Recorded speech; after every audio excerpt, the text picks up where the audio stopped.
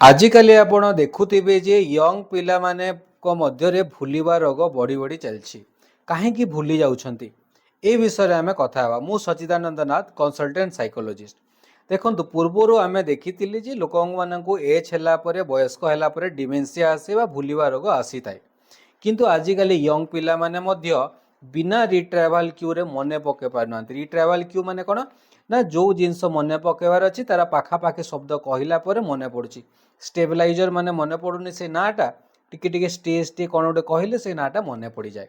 एटा कोन पय होउछि ना यार रीजन होउछि देखंतु लोकंग मानक भितरे एक्सेसिव स्क्रीन टाइम बढ़ी जाइछि। समस्ते फोन रे अधिक समय बितौछंती बा डिपेंडेंट होउछंती। पूर्वर लोक मैंने किछिटा मोबाइल नंबर को मने रखुले 5 ରୁ 10टा नंबर मो मने रखुले किंतु आजिकल स्मार्टफोन रे इजिली मिल जाउछि किए मने रखुना। पूर्वर लोक मैंने देखिए जे से रास्ता घाट को मने रखुले किंतु आज गूगल मैप रे इजिली मिल जाउछि किए मने रखुना।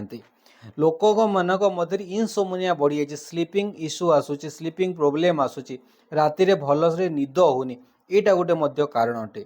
एवं लोक मानक मध्य डिप्रेशन स्ट्रेस एंजाइटी ये सब मध्य बढ़ी बढ़ी जाउची। एई सब कारण पे आज यंग पिला माने भूलिबा रोग बढ़ी बढ़ी चली।